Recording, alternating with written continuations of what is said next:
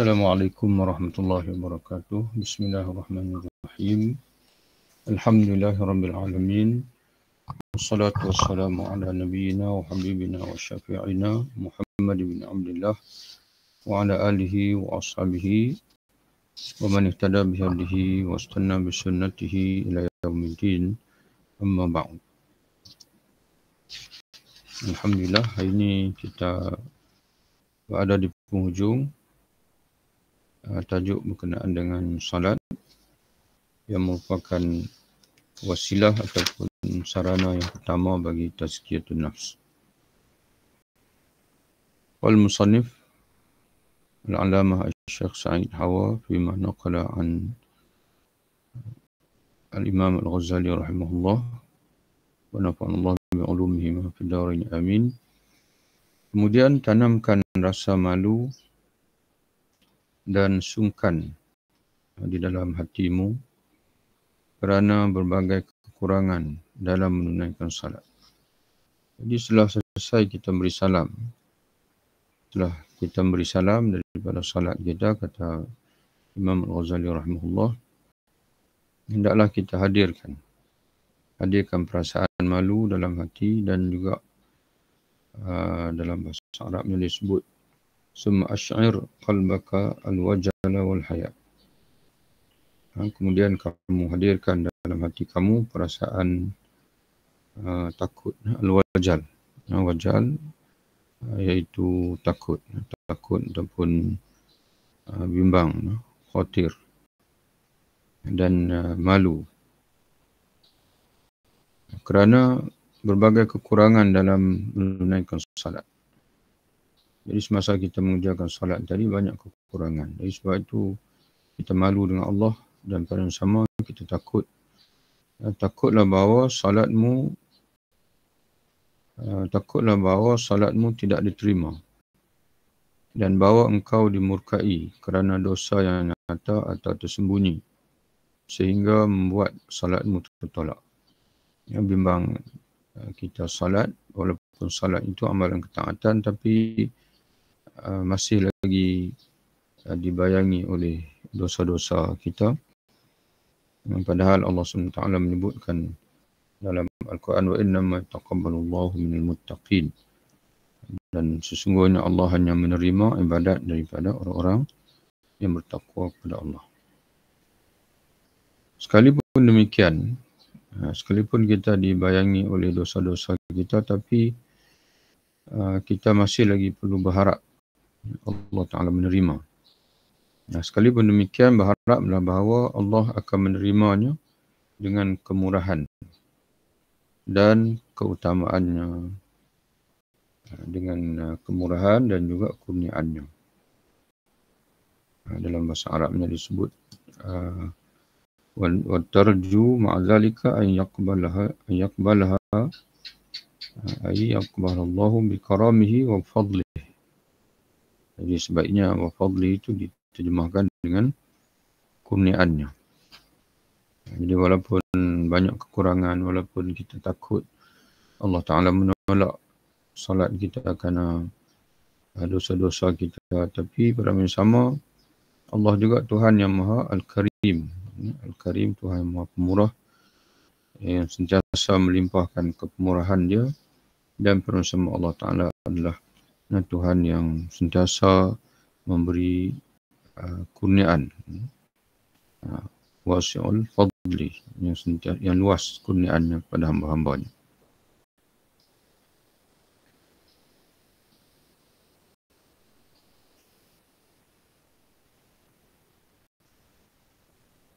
Adalah Yahya bin Wasab apabila salat, ia diam lama. Apabila selesai daripada salat, dia akan diam lama sekali sehingga terlihat kepayahan kerana salat. Maknanya dia dalam bahasa Arab disebut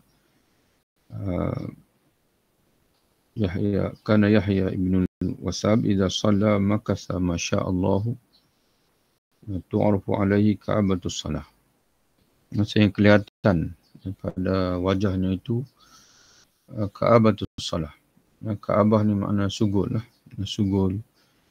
Kerana mungkin kerana dia mengenangkan salatnya yang dia rasakan banyak kekurangan. Ibrahim diam. Ibrahim An-Nakhai diam setelah salat sesaat seperti orang sakit. Setelah dia salat, dia akan diam seketika, kelihatan seperti orang yang sedang sakit. Demikianlah rincian salat orang-orang yang khusyuk, iaitu orang yang khusyuk dalam salat mereka. Wahada tafsir salatul khasyi'in. Demikianlah perincian orang-orang yang khusyuk. Demikianlah perincian salat orang-orang yang khusyuk, iaitu tambah sikit situ, iaitu orang-orang yang disebut oleh Allah dalam Al-Quran, alladzina hum ala fi salatihim khasyi'un. Orang-orang yang disebut oleh Allah sebagai orang-orang yang mereka sentiasa khusyuk dalam salat mereka. Dalam surah Al-Mu'minun ayat yang kedua. Dan begitu juga orang-orang yang disebut oleh Allah yang sentiasa menjaga salat mereka. Ini pun disebut oleh Allah dalam surah Al-Mu'minun juga. Jadi surah Al-Mu'minun dimulai oleh Allah dengan statement qad aflahal mu'minun, sesungguhnya beruntunglah orang-orang beriman. Kemudian Allah Ta'ala menyebutkan siapa orang beriman. Mula-mula sekali Allah Ta'ala sebut alladzina hum fi salatihim khasyi'un, iaitu orang-orang yang senantiasa khusyuk dalam salat mereka.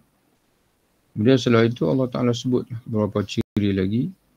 Orang yang berpaling daripada perkara percakapan yang lara, orang yang menunaikan zakat, orang yang menjaga kemaluan, yang tidak berzina, orang yang menjaga amanah. Lalu Allah Ta'ala tutup dengan salat juga. Walladzina hum ala salawatihim yuhafizun, dan orang-orang yang yang sentiasa melihara salat mereka. Dari segi waktunya, dari segi syarat-syarat sahnya dan sebagainya. Dari segi keikhlasan. Jadi dibuka dengan salat, ditutup dengan salat. Itu sifat orang-orang beriman. Dan begitu juga kata Allah, orang-orang yang berkomitmen kepada salat mereka. Yang disebut oleh Allah dalam surah Ma'arij. Dalam surah Ma'arij ayat 23. Alladzina hum ala salatihim daimun. Iaitu orang-orang yang daimun, yang istiqamah. Orang istiqamah dalam mengerjakan salat. Dalam surah Al-Mu'minun, Allah Ta'ala menyebutkan sifat orang beriman. Di antaranya ialah khusyuk dalam salat dan juga menjaga salat. Adapun dalam surah Al-Ma'arij, Allah Ta'ala menyebutkan manusia itu dicipta dengan bersifat keluh kesah. Tak habis-habis dengan keluh kesah. Ketika ditimpa kesusahan pun keluh kesah. Bila diberi kebaikan pula pun sama juga. Dia keluh kesah juga sehingga dia menjadi bakhil. Dia takut. Kalau waktu ditimpa kesusahan, keluh kesah, memikirkan di mana nak cari rezeki. Kemudian bila diberi kekayaan, diberi kemewahan pun keluh kesah juga. Bagaimana nak jaga rezeki, nak jaga duit jangan hilang, jangan habis. Maka kata Allah, maka dia menjadilah dia orang yang kikir, orang yang bakhil. Kecuali kata Allah illal musallun. Kecuali orang-orang yang mengerjakan salat. Al-musallin. Siapa orang yang mengerjakan salat itu? Kata Allah, alladzina hum ala salatihim daimun, iaitu mereka yang sentiasa istiqamah dalam mengerjakan salat. Jadi itulah hebatnya salat, peranan salat dalam hidup kita ini. Kemudian orang-orang yang bermunajat kepada Allah seoptimal mungkin dalam ubudiyah. Orang-orang yang munajat kepada Allah dengan ubudiyah yang semaksimal mungkin. Ala qadri istita'atihim fil ubudiyah. Falya'rid nafsahu ala hadhihi salah. Dan orang-orang yang bermunajat kepada Allah seoptimal mungkin dalam ubudiyah, hendaklah seseorang berusaha melakukan salat yang khusyuk ini. Jadi hendaklah setiap manusia berusaha melakukan salat yang khusyuk ini.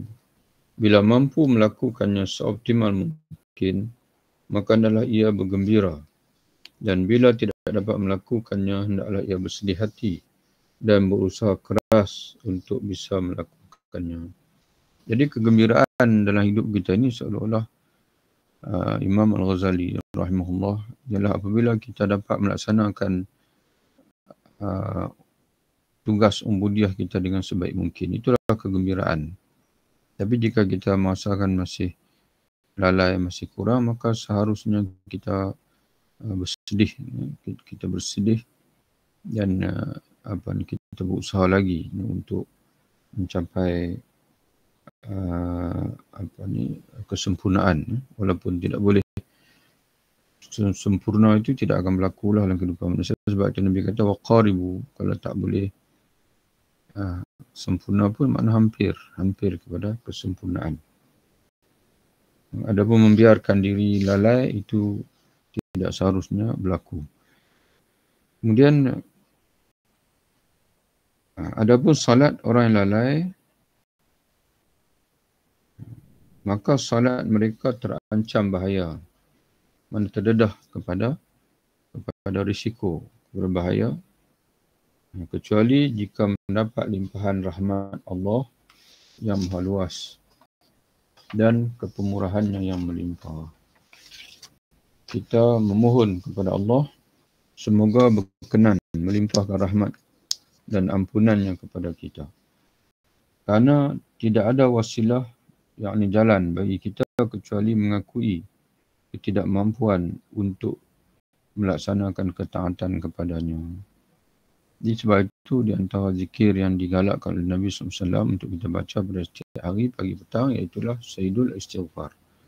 Di mana dalam Sayyidul Istighfar itu kita mengakui, wa abu laka bizambi, aku mengakui kepadamu ya Allah yang dosa-dosaku. Dan begitu juga kekurangan kita dan sebagainya lah.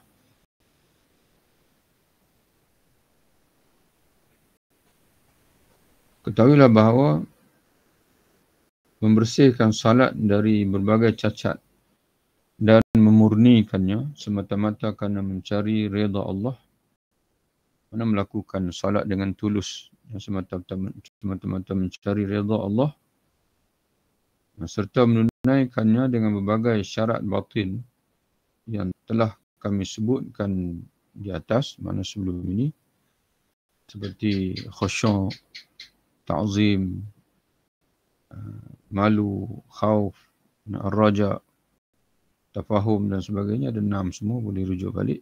Kita dah baca sebelum ini. Kata dia merupakan syarat untuk mencapai cahaya di dalam hati.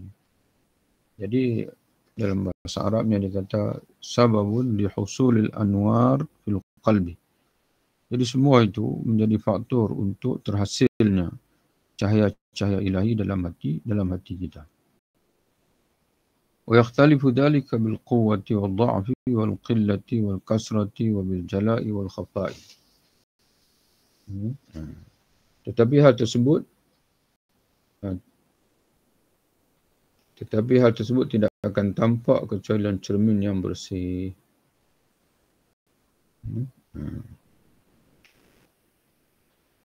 Ayat ini dia tak terjemah. Yang ni wa yakhtalifu dhalika, jadi cahaya yang akan terhasil dalam hati kita itu berbeza-beza bergantung kepada sejauh mana kuat dan lemahnya khusyuk kita dalam solat. Qillati wal kathrah, banyak atau sedikitnya.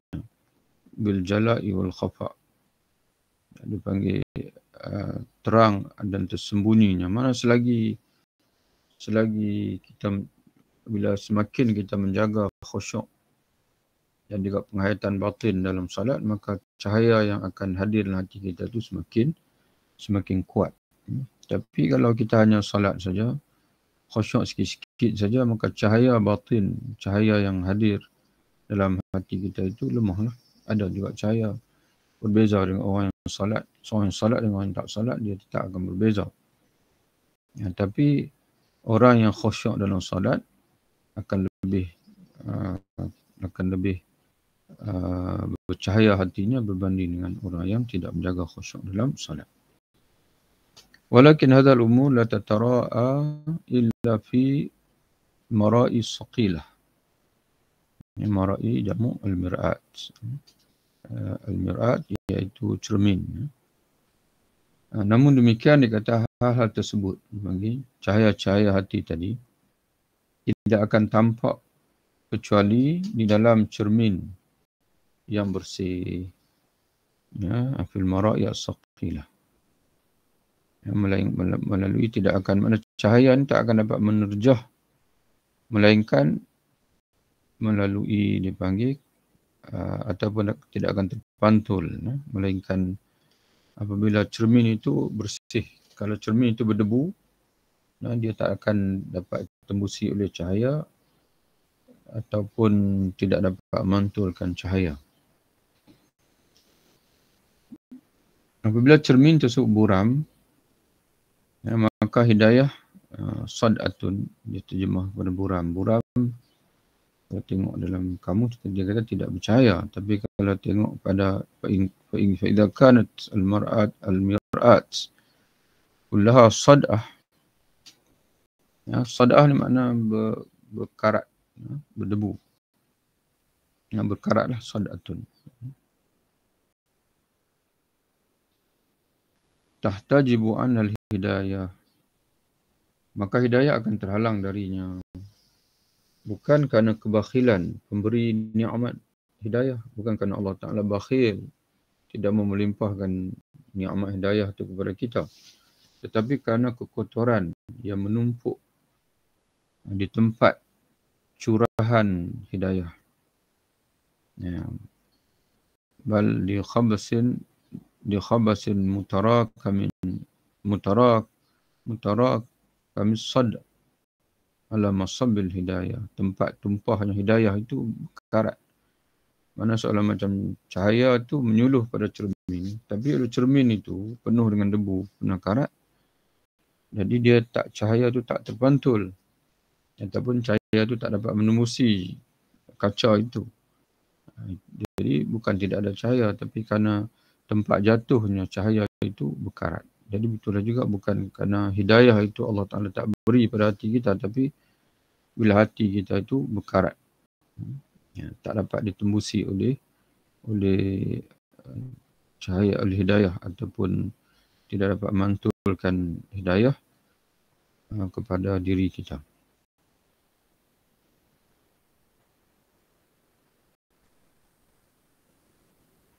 Demikianlah kunci bertambahnya darjat adalah salat. Demikianlah. Wa ba'du, dia kata, famiftahu mazidi darajat hiya as-salat. Maka kunci untuk bertambahnya darjat ketinggian kita di sisi Allah adalah salat.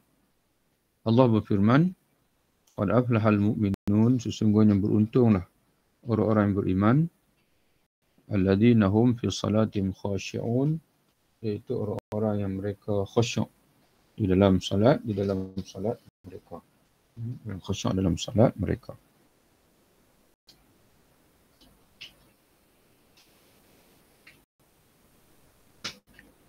Allah muji mereka, famadahum, Allah muji mereka setelah iman. Setelah menyebutkan qad aflahal mu'minun, Allah muji mereka setelah salat, dengan salat khusus. Bukan salat yang biasa-biasa, tapi salat dengan dilakukan dengan ciri yang khusus, iaitu salat yang disertai dengan kekhusyukan. Kemudian mengakhiri sifat-sifat orang yang beruntung tersebut juga dengan firman-Nya tentang salat, iaitu walladzina hum 'ala salawatihim yuhafizun. Dan mereka juga adalah orang-orang yang memelihara salat mereka. Selanjutnya Allah berfirman menyebutkan hasil dari sifat-sifat tersebut. Jadi di hujung ayat-ayat yang menyebutkan tentang sifat orang beriman ni, Allah Ta'ala sebut hasil yang mereka akan dapat, yang akan diperolehi oleh orang-orang beriman yang sentiasa khusyuk, menjaga amanah, menjaga daripada zina dan sebagainya, dan ditutup dengan menjaga salat. Maka Allah Ta'ala tutup, sudahi dengan menyebutkan keuntungan yang mereka akan dapat, iaitu mereka itulah orang-orang yang akan mewarisi, yakni yang akan mewarisi syurga Firdaus.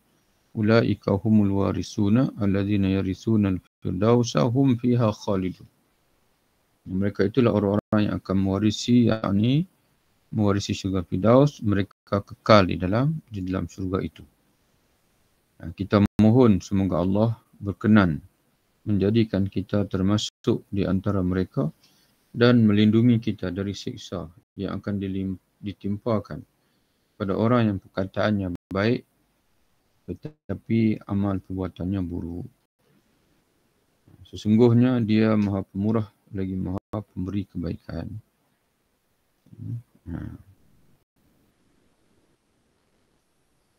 Semoga Allah melimpahkan rahmat-Nya dan atas setiap hamba pilihan.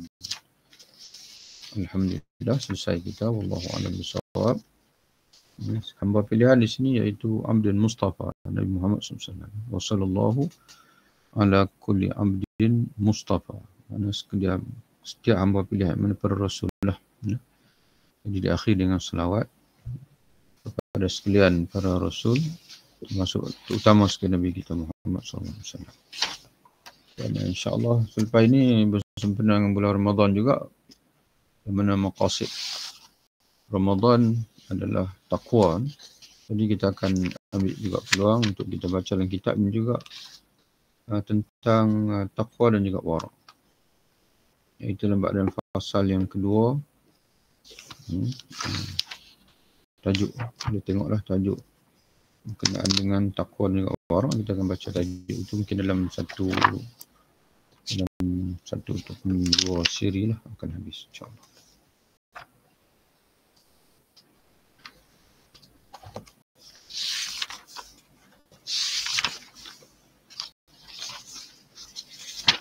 Wallahu a'lam bishawab. Assalamualaikum warahmatullahi wabarakatuh.